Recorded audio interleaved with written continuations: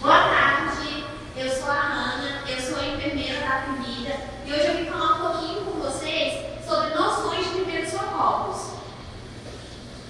O que é primeiros socorros? Primeiros socorros nada mais é do que as primeiras intervenções que nós realizamos após o acidente. Essas intervenções elas são muito importantes para evitar o agravamento no quadro da vítima e até mesmo para evitar a morte. Claro que em alguns casos a gente não consegue evitar, alguns eles vão ser. Você vai cortar? Alguns casos a gente não consegue evitar, porque às vezes pode ter um dano muito grave, mas outros a gente consegue ajudar até o serviço de saúde especializado chegar.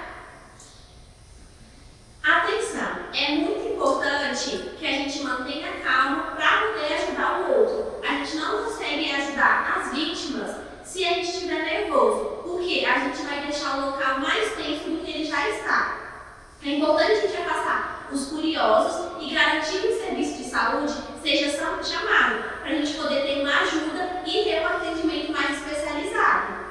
Os telefones do serviço de emergência são 192, que é o SAMU, 193, que é o bombeiro, e disco intoxicação da Anvisa, que é o 0800 72 2 6001 e o 190 da Polícia Militar.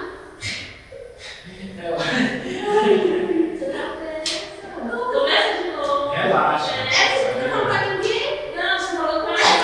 Parece que fica mais tenso de falar só a câmera. Começa de novo. Não é, não tem ninguém, só tem a câmera. Começa de novo. Não tem ninguém, só tem a Não câmera. tem ninguém, você pode olhar um pouquinho pra essa câmera aqui. É, Você não pode olhar fora. relaxa, olha pra cá. Mas é puxado, né? Relaxa. Não, começa de novo. Finge que tá cheio. Relaxa. Olha, vocês estão sendo olhados por mim. Ó, 3, 2, 1. Boa tarde, eu sou a Hanna, eu sou enfermeira da Previda e hoje eu vim falar um pouquinho para vocês sobre noções de primeiros socorros. O que é primeiros socorros? Primeiros socorros nada mais é do que as primeiras intervenções que realizamos após o acidente. Essas intervenções, ela ajuda a evitar o agravamento do acidentado. Às vezes nós conseguimos até evitar a morte daquela pessoa. Mas é muito importante a gente manter a calma para poder realizar esses primeiros socorros. Por quê? Se a gente estiver nervoso, a gente vai tumultuar o local e só vai deixar ele mais tenso do que já está. E não conseguiríamos conseguir ajuda e nem realizar os primeiros socorros. A gente precisa garantir que os curiosos sejam afastados, até para a gente poder garantir a integridade física da nossa vítima, porque mesmo que ela esteja lá lesionada no local, ela precisa conservar a integridade dela. A gente não pode ficar expondo ela. Às vezes nós precisamos botar a roupa, ela caiu de um jeito que ela pode estar mostrando alguma parte íntima e nós precisamos preservar a integridade dela. Precisamos também garantir que o serviço de saúde seja chamado, porque ele tem um atendimento especializado. E esse atendimento especializado é o que vai solucionar o caso mais pra frente, né? Porque a gente vai ter só os primeiros atendimentos. E esses primeiros socorros a gente faz só para não agravar mais, mas quem vai ter o caso específico, que vai realizar essa ação específica, são os serviços especializados. E os telefones desses serviços de emergência são 192, que é o SAMU, 193, que é o bombeiro, disco intoxicação, que é o 0800, 722, 6001 da Anvisa e da Polícia Militar, que é o 190. Cuidados, que é muito importante. A gente precisa avaliar o local antes de realizar qualquer procedimento. Por quê? Nós precisamos avaliar e saber o que aconteceu com a vítima, para poder saber se aquele local ele pode causar um dano para a gente que vai realizar o cuidado. Se a gente estiver lá e tiver chances para a gente também sofrer o acidente, a gente não vai conseguir ajudar a vítima. Por quê? Vai virar só mais um acidentado no local.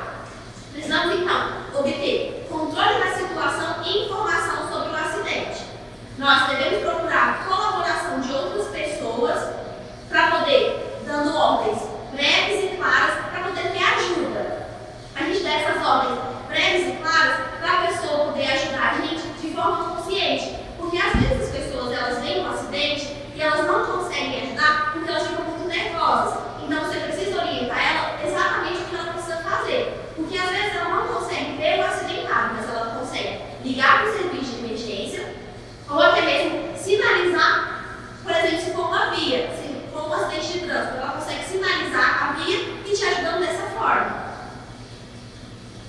É importante também a gente evitar o contato direto com o sangue, secreções, excreções ou outros líquidos da vítima, se a gente não tiver luva. Se a gente não tiver luva, nós não tocamos nessas excreções do paciente.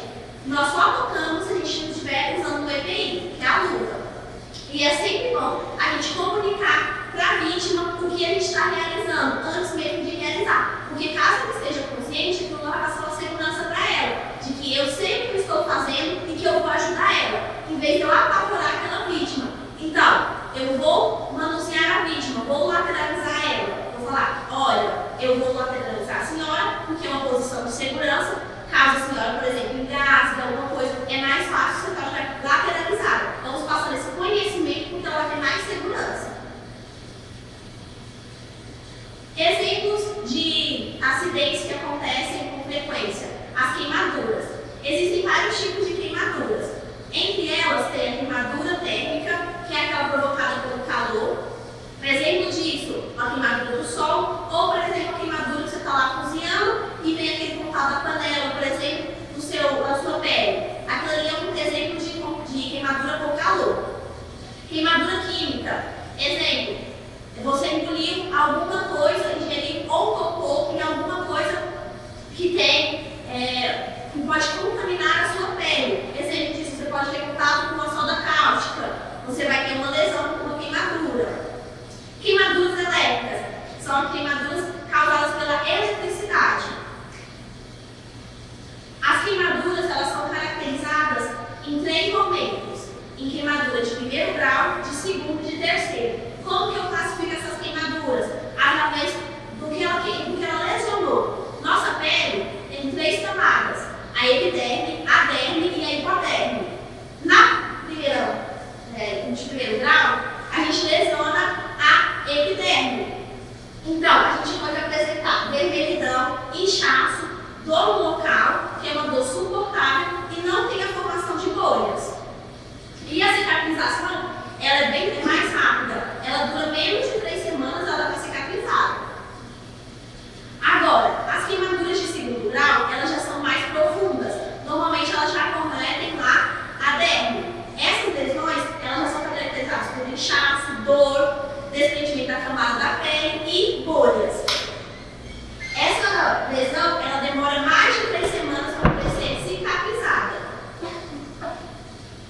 As queimaduras de terceiro grau, elas atingem todas as camadas. Então, ela atinge a epiderme, a derme e a hipoderme. Essas 3 camadas podem ser atingidas até chegar ao osso, ou seja, uma lesão muito grave. Ela, então, demora bem mais tempo para cicatrizar. Às vezes a gente pode até fazer aquela raspagem e também na sepultura a gente consegue fazer. Elas apresentam, às vezes, até pouca ou nenhuma dor. Por quê? Porque ela lesiona as terminações nervosas que são responsáveis por conduzir a dor. Cuidado com a queimadura. É muito importante que a gente cubra a queimadura com pano limpo, que a gente não fure as bolhas, porque lá está tendo um processo para poder cicatrizar aquela lesão, que a gente não retire as roupas grudadas, caso aquela vítima tenha tido a queimadura e as roupas grudaram no corpo, a gente não arranca aquelas roupas, a gente deixa e quando ela chegar no hospital, elas vão ser retiradas. Choque. Outro acidente que pode acontecer é o choque elétrico. Quando o paciente é acometido pelo choque elétrico, é importante a gente, primeira coisa que a gente deve fazer é chegar, olhar e tentar ver se a gente consegue desligar aquela fonte de energia. Por quê? A gente desligando aquela fonte de energia, a gente evita que aqueles danos sejam maiores, ou seja, que vai lesionando mais conforme o tempo. Então, se eu consigo desligar a fonte de energia, ótimo. Caso eu não consiga e eu consiga tirar só a fonte de energia da mão do paciente, a gente vai tentar tirar com materiais que não conduzem a eletricidade.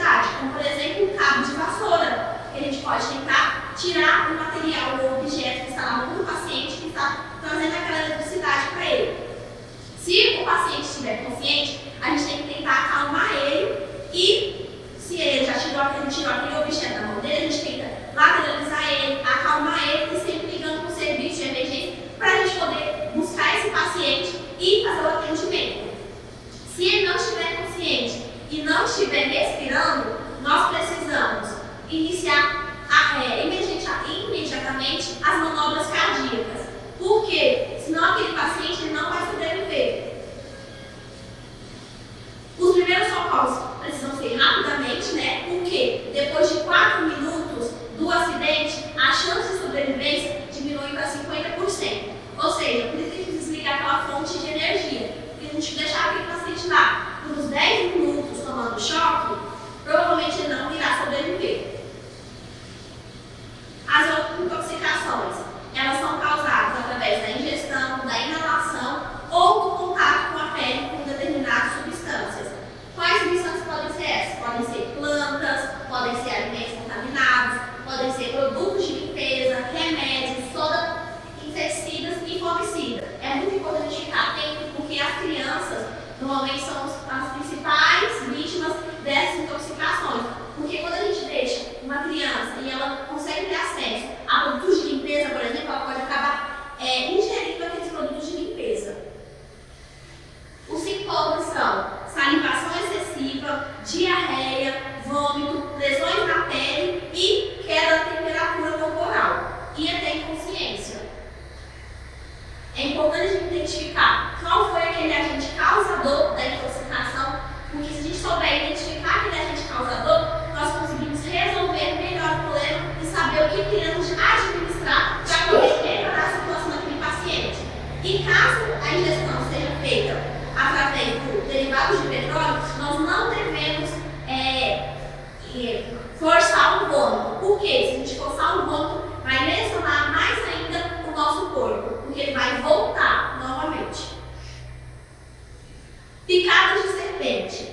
É muito importante nas picadas de serpente a gente lavar a área com água e sabão, colocar o acidentado em posição confortável e não aplicar qualquer substância e não fazer cortes e nem amarrar o local que foi lesionado. A gente precisa fazer com que o paciente não saia sozinho e sim que a gente leve ele, porque pode ser que ele nem consiga chegar lá, porque é muito difícil ele conseguir dirigir.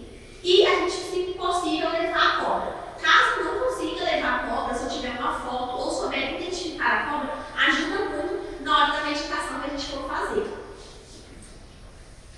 O engasgo. O engasgo ele é caracterizado por bloqueio das vias respiratórias, ou seja, um objeto, ele obstrui as nossas vias respiratórias e a gente não consegue respirar. Por que é importante a gente já começar o primeiro socorro? Porque a vítima pode morrer asfixiada. Por quê? Porque está bloqueando aquelas vias respiratórias, ou seja, ela não está respirando.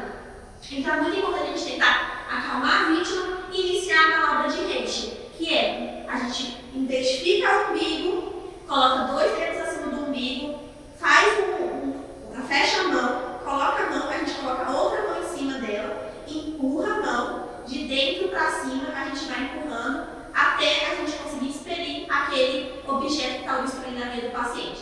Caso não consiga desobstruir a via dela, ele ainda está lá. A gente sempre está lidando com o serviço de emergência, mas caso ele não esteja chegando, a gente sempre tem que continuar tentando. Porque se a gente não continuar tentando, a gente vai dar aquela vítima, vai chegar a óbito.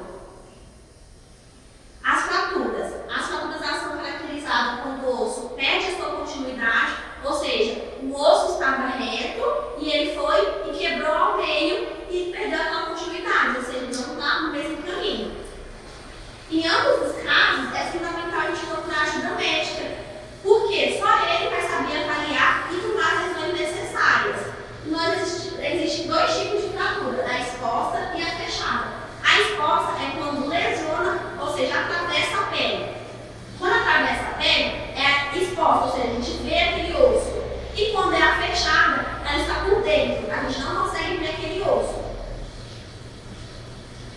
As fraturas, o que nós devemos fazer? A gente deve imobilizar a região para poder evitar o movimento daquela região, para poder evitar o agravamento, ou seja, ele está lesionando mais ainda aquela região. A gente não deve tentar colocar o osso no local, a gente deve tentar controlar a hemorragia com o pano, caso exista uma hemorragia.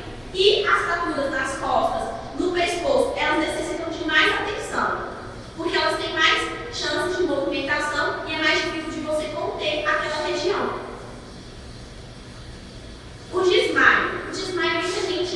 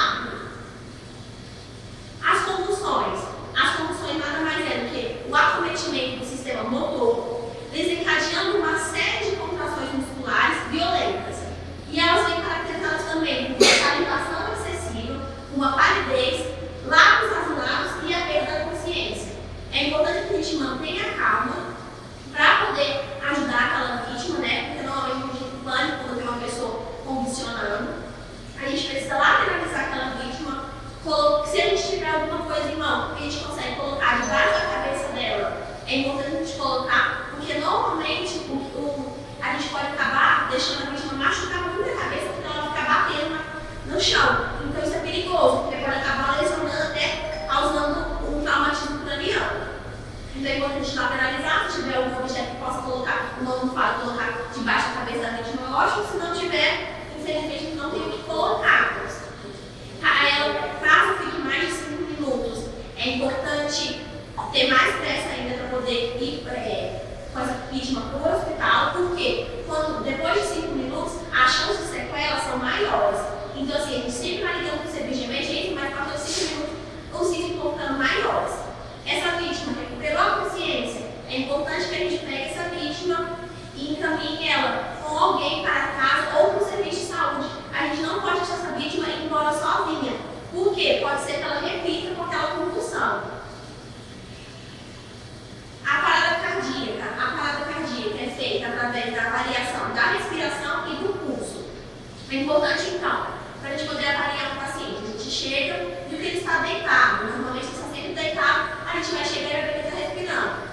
Vou tentar ouvir através da respiração da narina, você vai chegar bem perto da narina do paciente. Não escutei, não vi o peito dele subindo e descendo. Então, um indício que ele talvez não esteja respirando. Não estou conseguindo sentir pulso.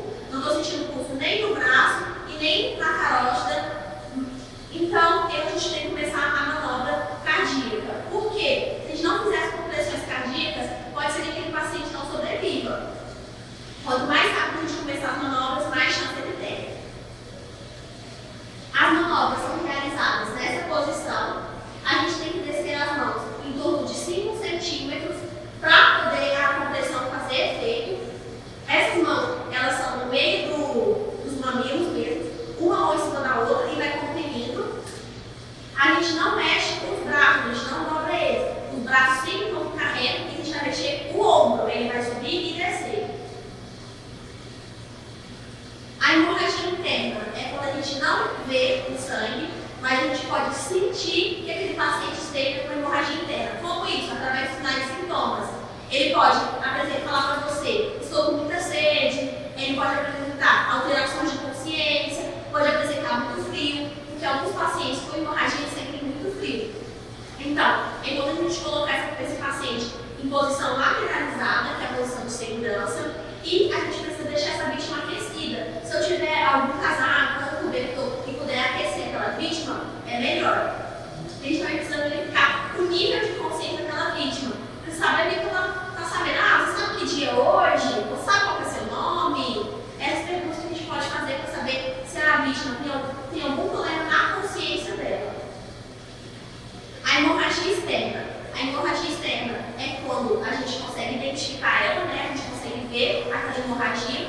Então, a primeira ação que a gente deve fazer é colocar um EPI, ou seja, colocar uma luva. Caso não tenha luva, a gente não pode entrar em contato com aquela secreção. Então, assim, se você achar que você vai ter contato com aquela secreção de qualquer forma, aquilo ali pode acabar te contaminando. Então, o ideal é não realizar. Sim. Colocou uma luva, você vai pegar, se tiver um pano limpo ou uma gás e vai comprimir aquela fratura para poder tornar o sangramento.